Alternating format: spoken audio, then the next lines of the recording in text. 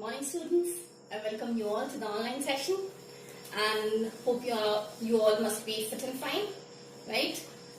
And so today we are here to discuss again regarding chapter number 4 from your geography textbook, that is agriculture.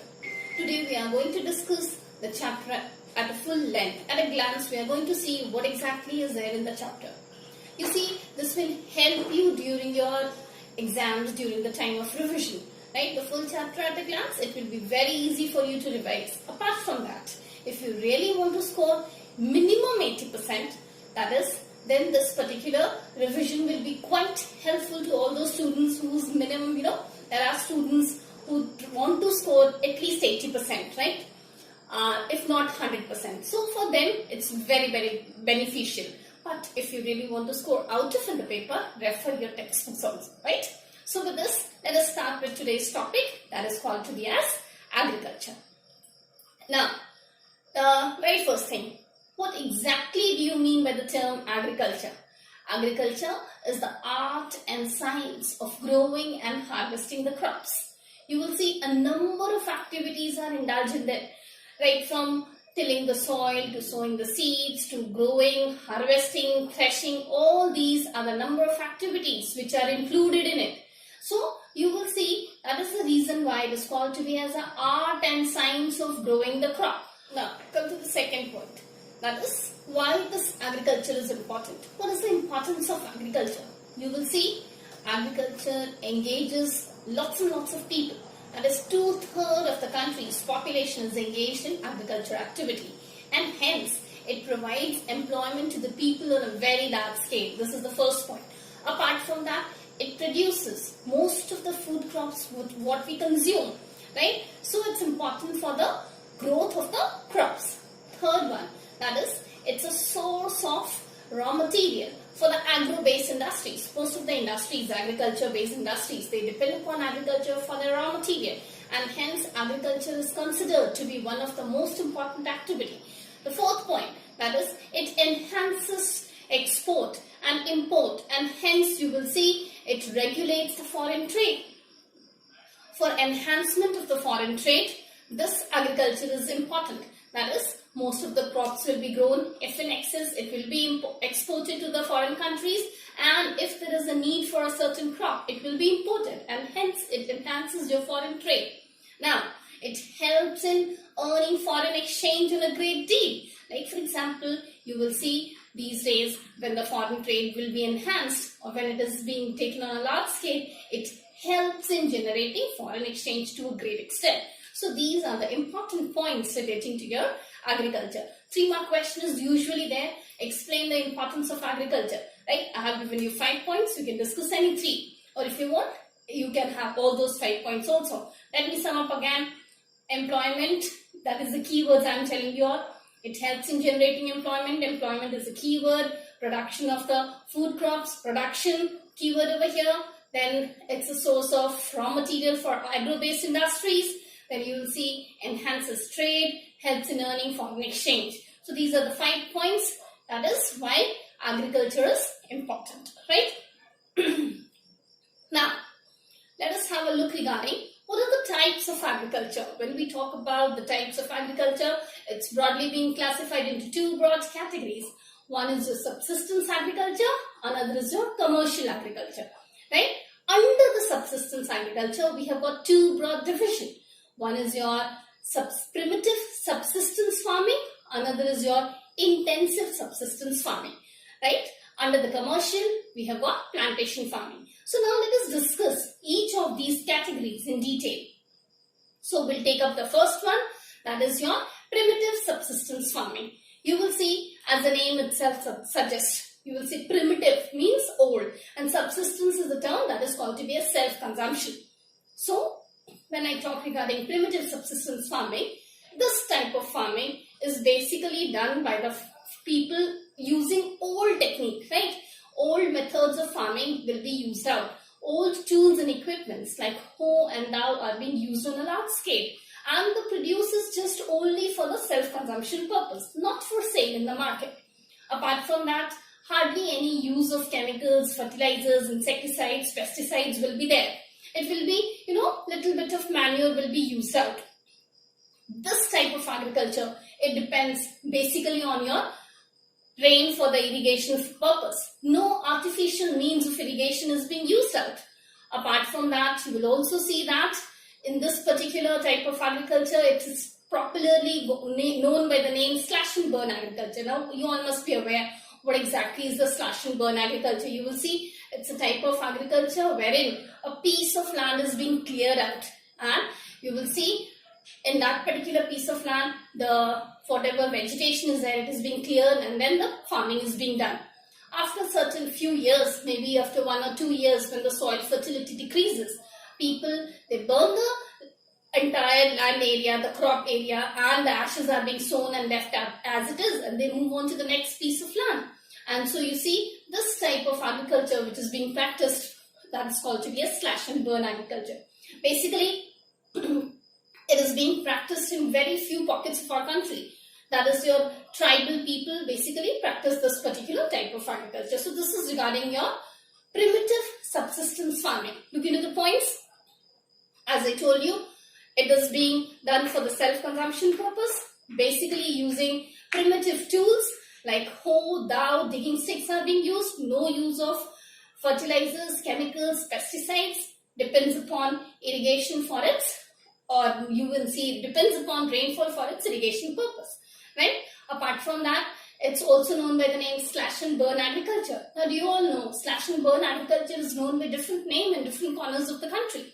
Like, for example, you will come across Jhuming in northeast part of the area, then Milpa, Roka, Ray. All these are the different names through which this particular primitive subsistence farming is known by.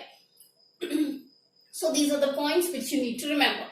In your exam, they might ask you, right, for 3-mark question, explain the features of primitive subsistence farming.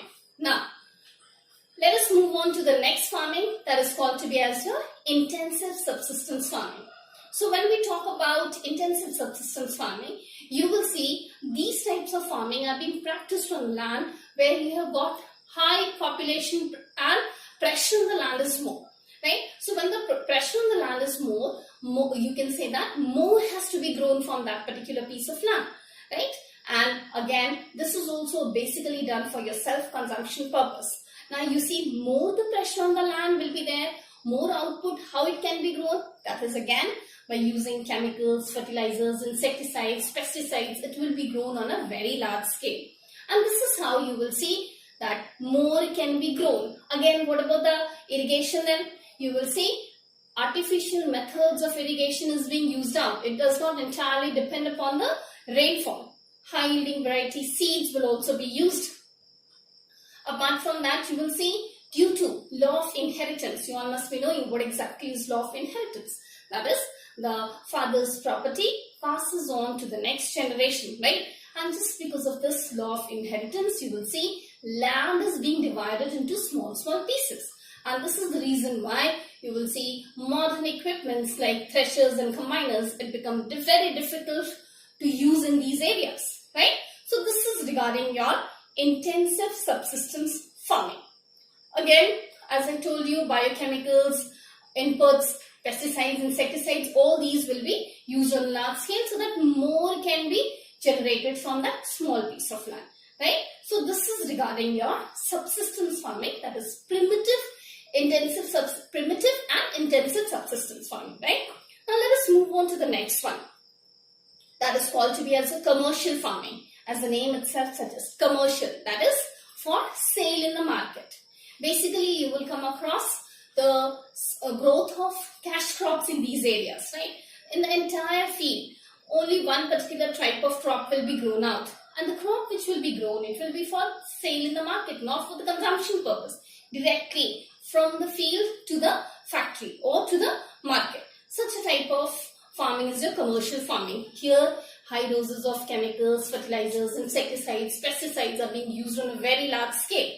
Apart from that, you will also see that this particular type of farming has got a subtype that is called as plantation farming. Plantation farming, in the entire area, one single variety of crop is being grown out. All the product which is being grown, it is used as a raw material. Apart from that, you will see areas of Karnataka, Kerala, Tamil Nadu, like, rubber plantation, tea plantation, coffee plantation, all these are the crops which are being grown out.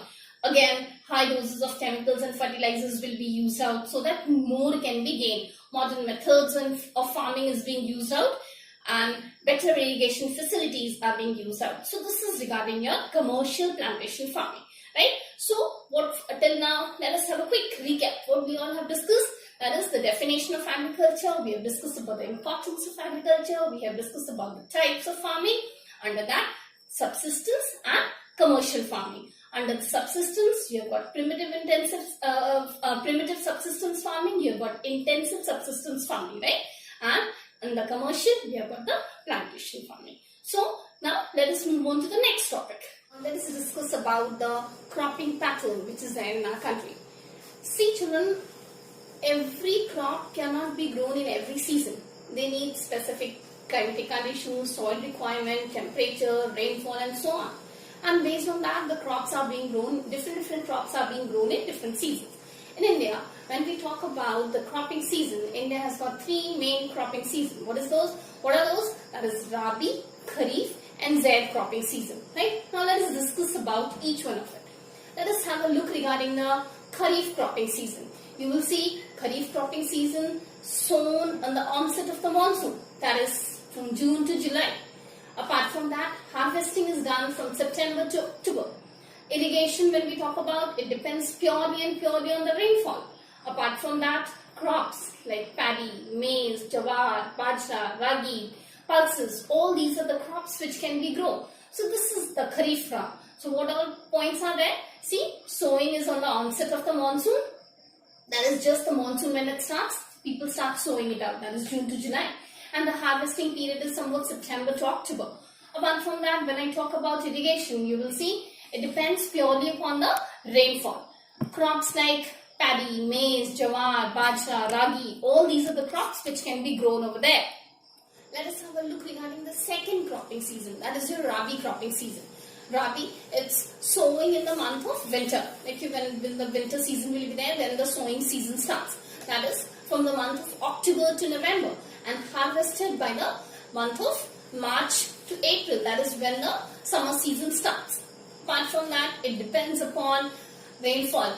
For its, like you will see during that period of time, western temperate cyclone is there, which provides irrigation facilities. The rainfall is being provided through these particular cyclonic winds. Apart from that, crops like wheat, barley, pea, gram, mustard, all these are the varieties of crop which can be grown. And in between these seasons, you will see a small growing season is there, that is called to be as a Zaid cropping season. Very short, maybe 2 to 3 months, March to April or whatever time period is there, it takes just a short period of time. And when the sowing is there, and as I told you, it's in the month of March to April, harvested in the month of May to June. Apart from that, it depends upon the private sources of irrigation like tube wells, canals, all these are the ways through which water is being provided, because you will see this particular crop is a prosperous crop. Throughout the year it can be grown and hence the water availability should be there throughout the year.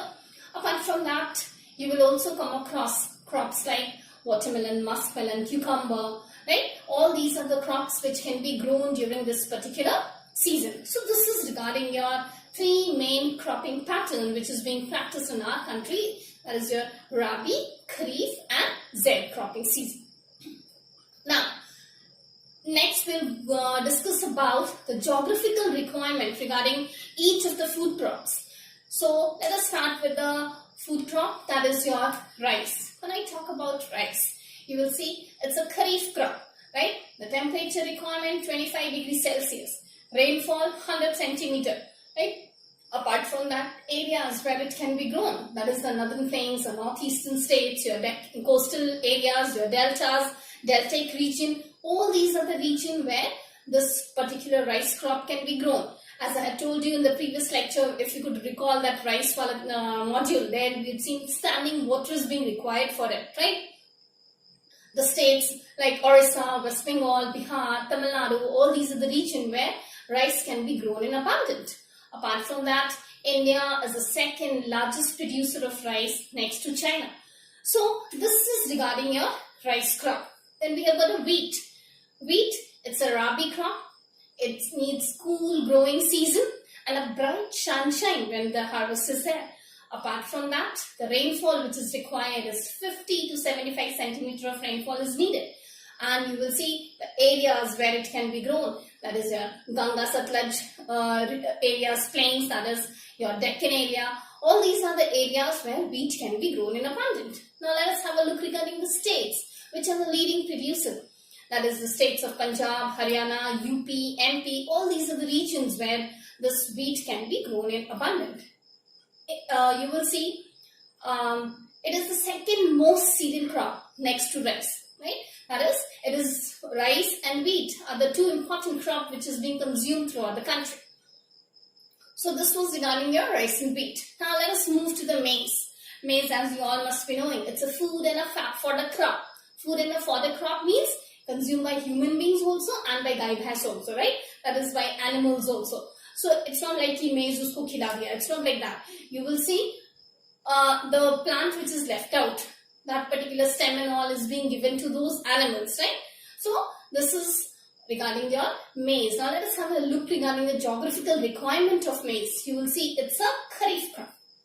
Temperature requirement, that is 21 to near about 27 degrees Celsius temperature requirement is there. Apart from that, rainfall somewhat 60 to 100 centimeter, 110 centimeter of rainfall is needed. And it grows well in your old alluvial soil. That is, it does not need any fertile soil for its growth. Let us have a look regarding the areas. You will see areas like UP, Bihar, MP, all these are the region where this maize can be grown in abundant. Now let us have a look regarding the pulses. You all must be knowing pulses, it's a major diet in the for the vegetarian people, right? It's a good source of protein and hence consumed by the people on the vegetarian people on a very large scale, right? You will see the growing season. It varies from crop to crop. Like certain pulses can grow in Rabi cropping season, some in your Kharif cropping season.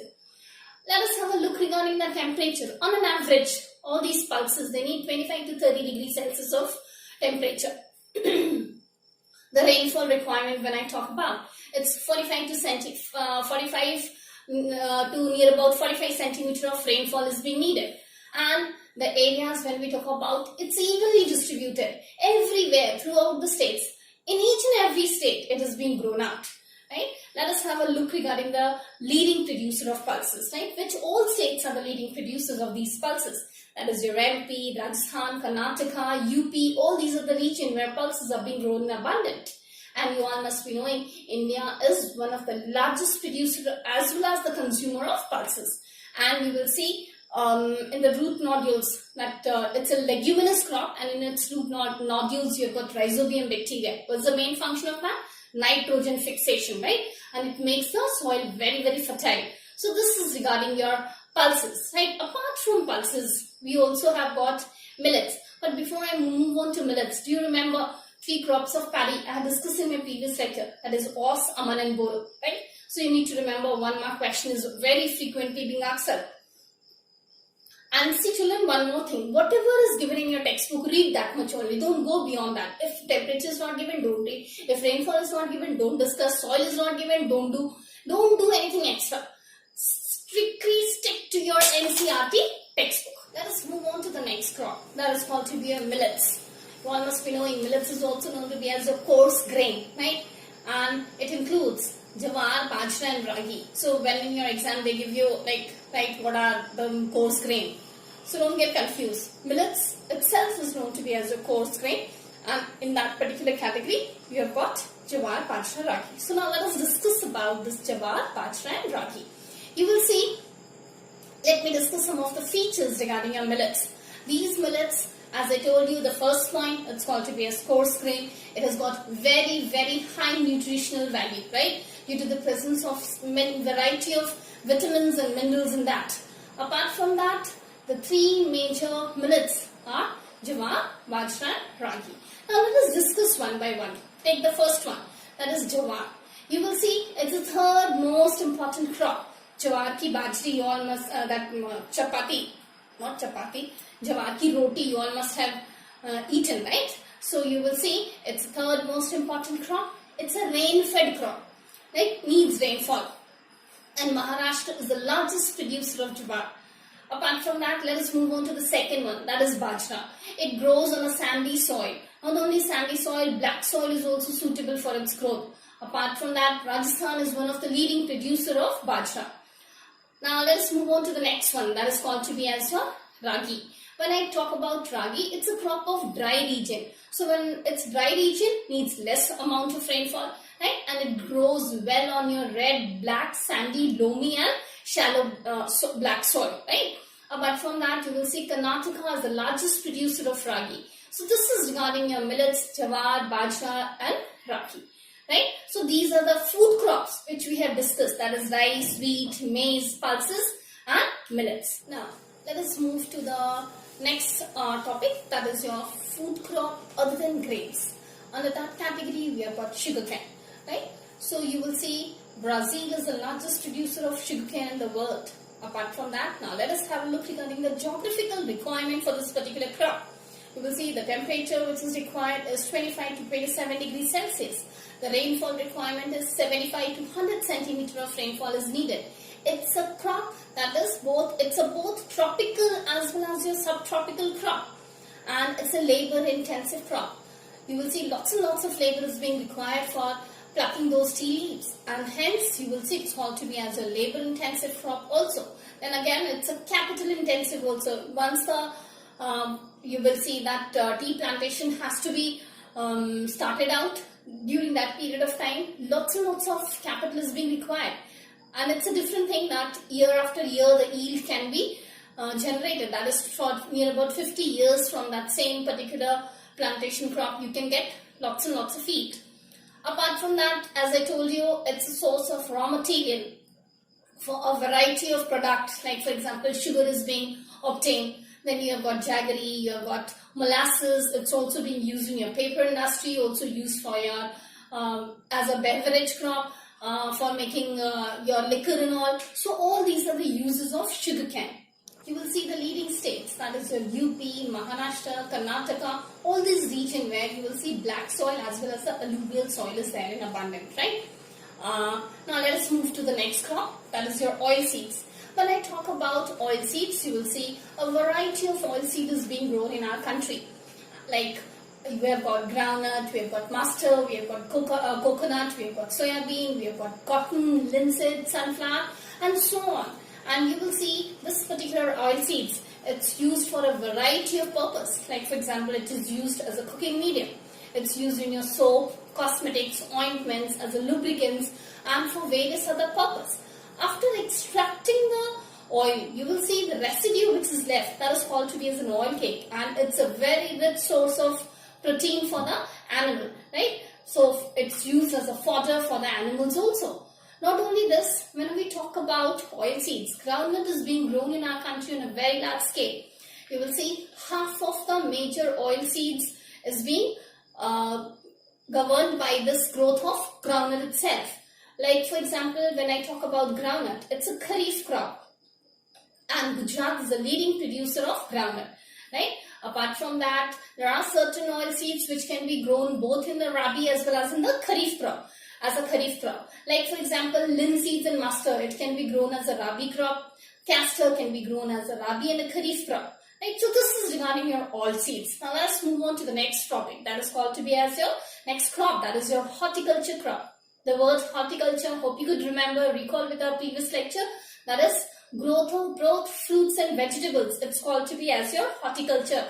And India is one of the largest producer of fruits and vegetables in the world.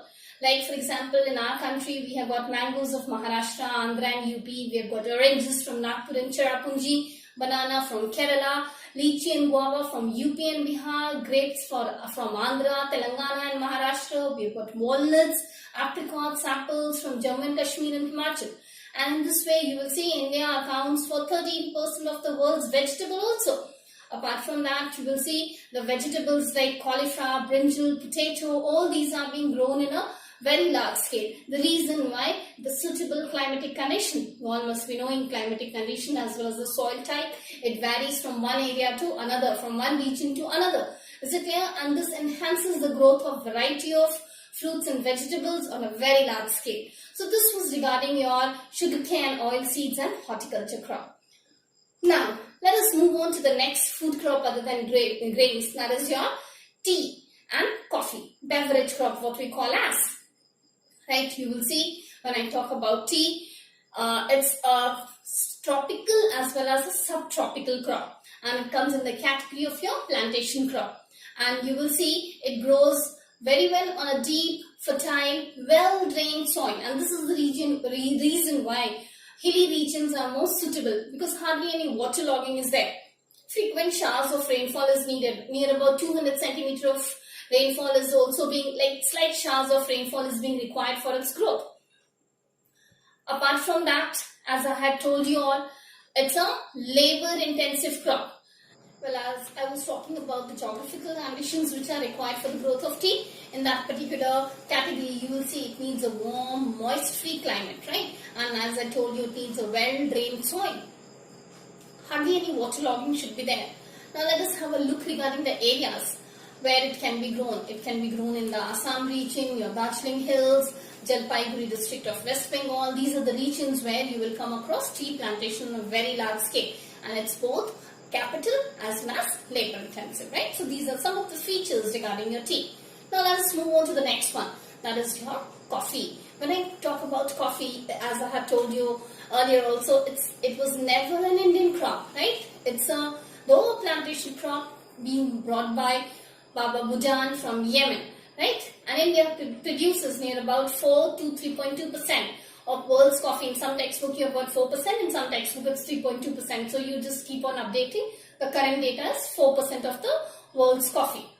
Areas where it can be grown, that is your Baba Budan Hills, the Nilgiris, the Kerala and the Tamil Nadu region. These are the areas where the coffee crop can be grown in abundance. So this was regarding your food crops other than grains, right? That is your sugarcane, oilseeds, horticulture crops, tea and coffee. Right? Now we'll move on to the next category, that is non-food crop. Under that non-food crops, we have got rubber and fiber crop. Under fiber crop, we have got cotton and jute. Let's start with rubber. You will see again, rubber is also a plantation crop and it's an equatorial crop, right? And it's both tropical as well as subtropical crop. So when I talk about equatorial, subtropical and tropical crop, it means lots and lots of temperature is being required, and thus you will see the temperature requirement is near about 25 to 30 degrees Celsius. The rainfall requirement is 200 centimeters of rainfall, and it grows well in moist and humid climate. And you all know India ranks 4th among the rubber production countries. Apart from that, let's have a look regarding the areas where it is being grown. It's grown in the areas of Karnataka, Kerala, Tamil Nadu, Andaman and Nicobar Hills, the Garo-Khasi Jayanta Hills of Meghalaya. All these are the regions where you will come across the rubber crop in abundant. Let us move on to the next one, that is your fiber crop. You will see cotton, jute, hemp, natural silk. All these are the fiber crops which are being grown in our country. Under this category, we are going to discuss about cotton and jute. But you will see natural silk when I talk about. It's being produced from your silkworms, and these silkworms, they feed on your mulberry leaves, right? And the process is called to be as your sericulture. Only this much is given, so you need to remember this much itself. Let's start with the first topic, that is called to be as cotton. Cotton, when I talk about, it needs a high temperature and a low rainfall is needed. 210 frost-free days are required for the growth of cotton. You will see a bright sunshine is also required for its growing period. Once the cotton bulbs open up, then hardly any amount of rainfall is required. Even if there will be rainfall, it destroys the crop. And thus, no amount of rainfall is needed once it starts getting mature. And you will see it takes near about 6 to 8 months for this particular crop to mature. You will see, as I told you, cotton, it grows in your black soil. As you all must be knowing, the Deccan Plateau region is very good, suitable for the growth of cotton. So what are the areas where this particular cotton can be grown? That is your areas of Maharashtra, MP, Gujarat. All these are the regions where the cotton crop can be grown in abundance. When I talk about Deccan Plateau area, you all must be knowing it's a volcanic region, right? It's formed because of your volcanic solidification of that particular lava, and this is the reason why it's rich in minerals. The phosphorus content in that particular soil is too much, and hence it's suitable for the growth of cotton. And you will see black soil is also known to be as your cotton soil or your rigur soil. Now let us move on to the next one, that is called to be as jute. Jute, it's also known by the name the golden fiber. The reason, you will see it earns a huge amount of cash in the market, and you will come across a very high temperature requirement for its growth. Well drained soil is needed. Fertile soil is required. You will see the floodplains are quite suitable for the growth of your jute. Like water is also needed on a very large scale, and the soil which is needed, that is also a very fertile soil is required. So you will see the areas which are there, that is your West Bengal, Bihar, Assam, Orissa, Meghalaya, all these are the regions where jute can be grown in abundance. It is used for making a variety of products like your gunny bags, doormats, ropes, bags. All these are the products which are being made from this particular jute. You will see initially jute was in great demand, but with the coming up of the synthetic fiber, you will see it has lost its momentum, and thus you will see it's one of the basic competitors of this particular jute is your synthetic fiber, and thus it has also lost lots and lots of market just because of that. So this was regarding your non-food crops, that is your rubber, cotton and jute. Now you will see day by day the agricultural condition in the country has to be improved out, right? And so to improve this agriculture condition, the government has taken a number of steps. That is your various technological and institutional reforms have been initiated by the government. So now we are going to look into the topic that is called to be as your technical and institutional reforms.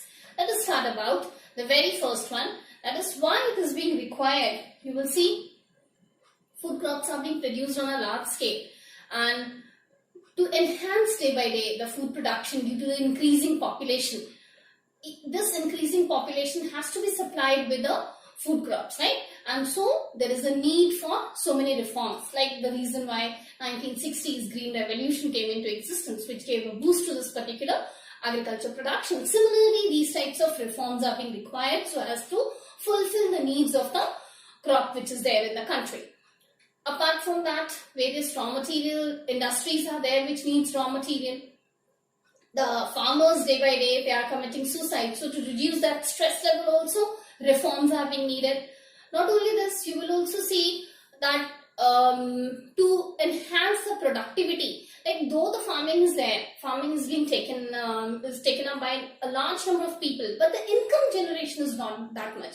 What we hope you could relate it to your economics textbook, that is Sectors of the Indian Economy, wherein we had seen that though the production is there from the agriculture sector, but contribution to the GDP is less, right? So similarly, for all these reasons, you will see we need institutional and technological reforms. Let us move on to the topic that is called to be as institutional reforms. Under this particular category, we'll discuss about collectivization and consolidation of holdings, right? What exactly is this collectivization and consolidation of holdings? You will see during the ancient period of time, land was being divided into small pieces. Still, it's like the same practice is being carried on. So government after independence tried to consolidate all the land holdings so that modern equipments can be used on a large scale. Apart from that, abolition of zamindari system was there. Like you will see the zamindars, they used to have large pieces of land, and thus poor farmers, they were landless, they were hardly having any land pieces, right? And thus the government tried to abolish this zamindari system. So this is the first one. Then we have got the land reform, which was the main focus in the first 5-year plan. You will see after independence, the government started making 5-year plans. Every year, some or the other, or every year in the sense, every 5 years, some or the other focus was there in the country. That some year they used to focus on agriculture, some year on education, some year on health. And in this way, the first 5-year plan was specially focused towards your land reforms, that is regarding your agriculture sector. Then you will see government started provision for the crop insurance against drought, floods, cyclones, fire and various crop diseases. And thus you will see it led to it led to the benefit to the farmers on a large scale. Then you will see it also various Grameen Bank has also been established in the country.